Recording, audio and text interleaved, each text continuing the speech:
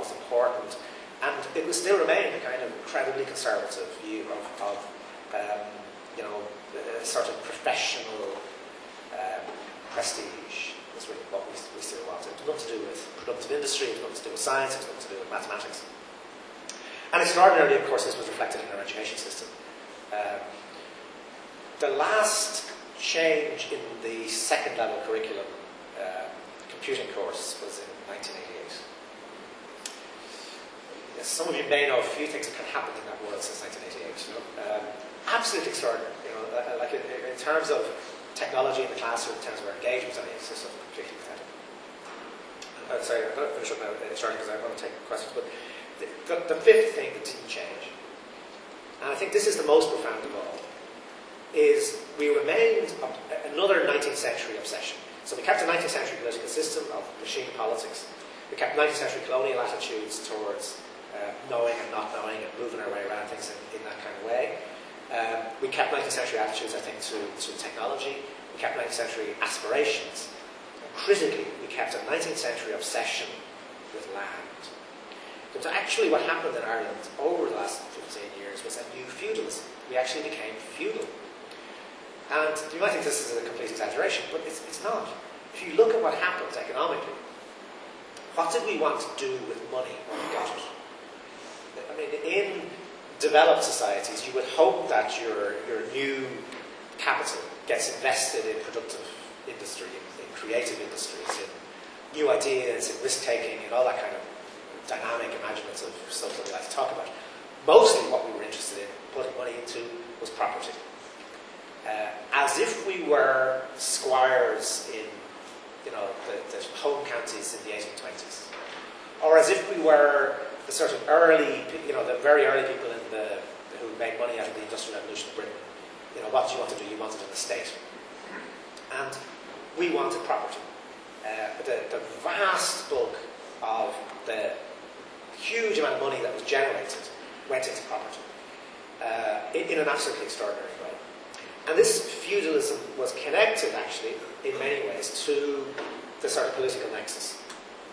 So you had a political nexus in which, because of all this impunity, because of all this recklessness, you had a culture that was unchanged. Fianna Fáil in particular remained incredibly close to builders, developers, landowners. And I won't go into too much detail on this, but it's really important to say that the people who are now paying extortionate mortgages, you know, incredible mortgages, why are you paying those incredible mortgages? The main reason you're paying those incredible mortgages is because of the differential in the price of land in Ireland to what it would be in a normal society. Hyperinflation in the price of land was the key driver of house prices and of the property boom.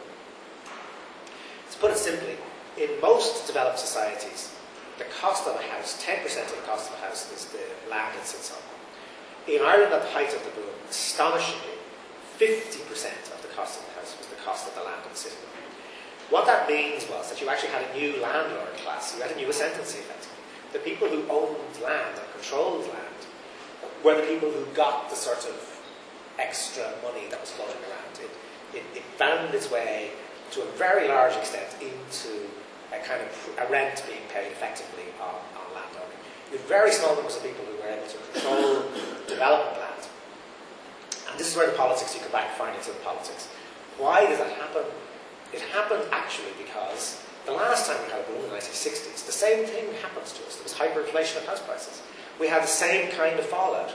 We had a report, we had a big kind of commission done in 1974 called the Kenny Commission, headed by a High Court judge, including a columnist and everybody else. It came out with a really terrific report called the Kenny Report, and it said, what you have to do is you have to bring in a simple system whereby all development land can be compulsorily purchased by the local authorities for the agricultural price plus 15%.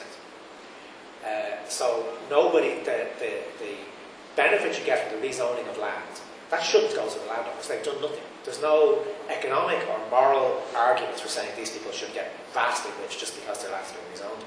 So you give them an extra 15% on the agricultural price, and then you control the price of building land.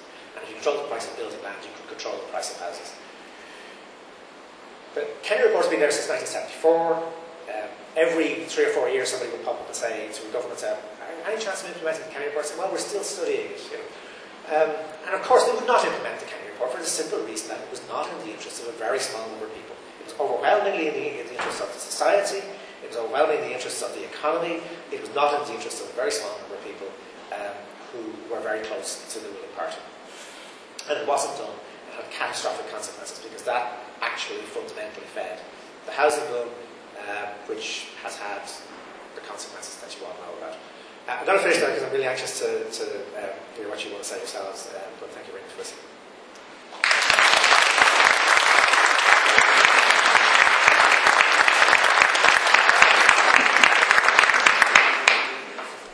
Provocative, analytical. We now turn to the audience. If you have any questions, if you wouldn't mind standing, please, give me your name. We don't have a roving mind, so just holler out the question. I'm sure Fintan will be glad to field it.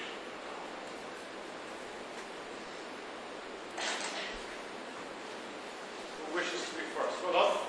What would you say if I said the media, when things were going well, propped it up? Now that they're going badly, they prop it down. So they're partly responsible for where it is we're at. And if all the, I know what you're saying is true, and hindsight is 20/20 vision. But I don't ever remember seeing a headline in the Irish Times, Charlie Haughey is a crook and here's the proof. Or for any politician, or, the mobile developments and so on. So do you have any comment on that? Well, I mean, first of all, I would say to you that you're absolutely right in the sense that everybody has to be accountable, and that includes media. Media was certainly part of the generation of immense hype around property, for example.